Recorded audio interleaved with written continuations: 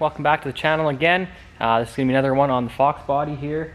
So you guys seen the last video there, I was working on the electrical. I got that all sorted out. I got everything done that I think I want to do for this race. I don't think I'm going to add the third fuel pump or do much stuff with the CAN module. I don't really need it now. I might add the back pressure sensor, but just trying to get the most important stuff done first and then carry on with the stuff that I can you know, possibly get done before we go racing here. Because I do have to probably help out Brian get his truck ready. So what I'm actually doing right now is I'm messing with this parachute mount here. So what the deal was with this before is I welded this bar on, and then I borrowed Brian's parachute mount, which just is his. He made a new one because he needed a taller one for his truck. So he gave me this one, which is pretty sweet. And I got a new parachute and new cable, and then I got to make and I got a new release handle too. So what I need to do is, all right, so what I had going on before was this stub was on here. I just cut this off with the porta band. Basically, it was this long before. So not much longer, but this stub stuck out the bumper. And I tried to be fancy, make it exact.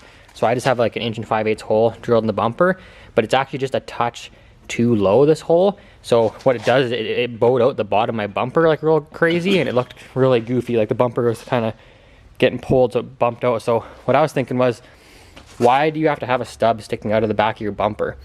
Why not just have it so when you put your bumper on, it's just, this is behind, and then the bolt goes in behind. Like, why would you want the bolt, all the ugly crap on the outside anyways? So, well, my hole was way the hell out. I don't know how the heck we measured this wrong, but it was kind of hard measuring with the bumper sticking way out from the back of the car. But anyways, so now it fits nice. The bolt's on the back side, and we don't have any stubs sticking out. So when you pull this out, there's nothing there besides this funny looking hole now. So whatever, who cares? There's enough holes in this car anyways. So I think right now I'm gonna jump actually to the transmission stuff here. So I got a new tranny pan because I have a tin pan on there now, like a sheet metal one, and it just leaks like crazy, and it's just making me mad. So I actually got one of these Summit pans. It's actually just a copy of the Trick Flow pan. It's got like the fins on the bottom, whatever, the deep pan. It comes with a filter and a gasket, but I'm not going to use this filter. It has the mesh media type. I want to get the screen type. They're better, apparently better for higher flow. So we won't use that, but we'll use everything else in the kit besides the filter. And then we also got a locking dipstick. So what this does is it actually locks into the tranny pan as well as the dipstick locking into the actual tube. So this actually bolts into the pan. So this nut threads off, and this goes on the underside of the transmission casing, and this would go on top so that this can never ever blow out of the transmission. Because right now I just have a regular dipstick in there, which can actually just pop right out. So yeah, that part goes in there, and then obviously your normal dipstick, it's also locking and has a little quick release here. You pull that down, and then the dipstick comes out. So it's kind of cool because you'll never have to worry about your dipstick blowing up if you have a problem, because trying fluid will light on fire and cause you a whole bunch of problems or get under your tires. So we don't want that. So I am going to rip all that stuff out. I drained the oil already in the car, but right now I'm actually installing the transmission dump valve. So I have one of these ATF Turbo 400 converter dump valves. A couple of the fittings they sent me don't match the instructions. So I don't really understand what that's about, because it's kind of weird. They show a fitting with 2 swivels, and that they gave me a T fitting with only 1 swivel on it, so it kind of makes it weird to bolt up. So that's kind of interesting. So I'll show you what's going on here. I'll put the car up in the air and we'll get underneath it.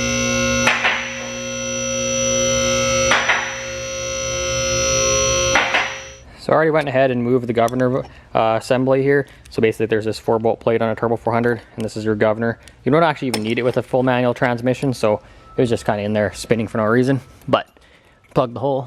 So right now there is the dump valve right there, and then I'm just doing up all the plumbing here. And then this is the fitting I was talking about, that it's supposed to have 2 swivels on it, so it only has a swivel on one end, which is kind of weird. So I'm gonna have to get a fitting for that to make this work, but I figured I'd get it all bolted up, and then I'm gonna get the new pan on, and as well as the new dipstick. So let's get this pan off. All right, I got the pan off here. The gasket actually did have 2 rips in it. There was a rip on both of the holes that hold the shift linkage on there, so that was kind of weird. Let me put a light on here. Yeah, so there was a rip right here and right here, I believe.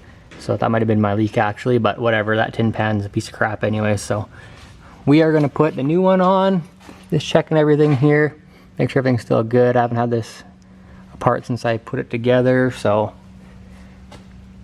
taking a look at everything. Trans brake solenoid. So what we got to do next is I'm just gonna tap this old dipstick tube out, and then we're gonna install the new low car one or whatever, or low car, however you want to say it. So I'll pop that thing out of there, I think, and then see if I can fit this new one in. That thing's in there. Metal hammer.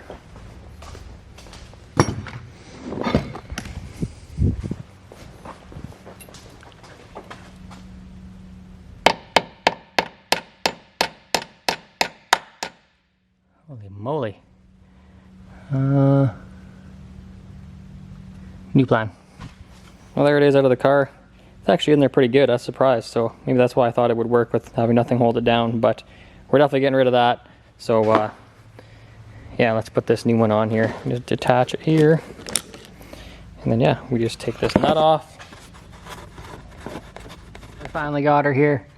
I got the dipstick round up here. It's really hard to see in here, but got it in there. It's kind of a bit weird when you push it in. It kind of sits up like that. So I'm hoping I can just twist it and it'll actually stay down. It's kind of shitty fucking setup there, but it is pretty tight where I weaved it up there.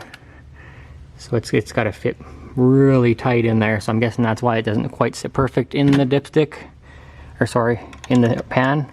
But I'm hoping when I do readings, it doesn't stay stuck up like that all the time. Hopefully it pokes itself down. So got everything cleaned up here. I'm gonna throw the pan back on. Kind of comes with this really cheesy gasket. I don't know if I want to use it or not. It's literally a piece of cardboard or construction paper. Like it's 0.5 millimeter thick. Looks like paper. Feels like paper. Doesn't really fit 100% right on here either. Like it kind of fits really screwy on this pan. So I don't know. See what happens. Okay, guys. So it's the next day here, and I did get the oil pan in. And the dipstick all working good, and I got the car all fired up here, and yeah, I put her on the two-step here just to see. I kind of did some messing around with some tables in the Holly to try to build some more boost.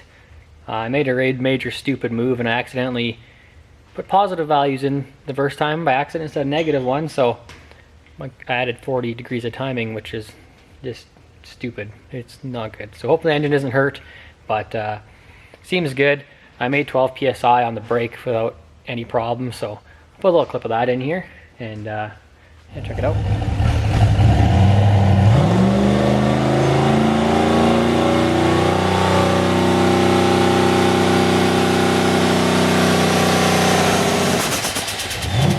Nope.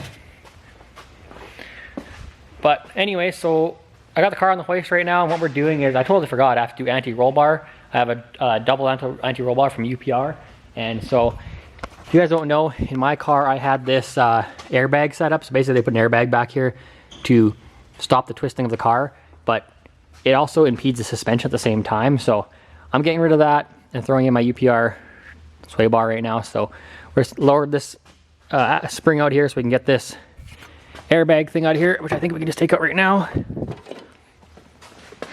yeah, so that's kind of how that system works, but we're not going to be screwing around with that anymore. I'm not sure if these have the same spring rate left and right. I think they might actually be different spring rates. I know that one's wound different, so it can fit the airbag compared to this one here. So yeah, let's get that all back in there, and then we can keep on going. Well, I just went ahead and welded her out. It was a bit hard to get anything in here for filming, so that's the dual anti-sway bar there. So just had to weld the tabs on there, weld that guy up there, and yeah, I'm gonna put the wheels on here and lower it down.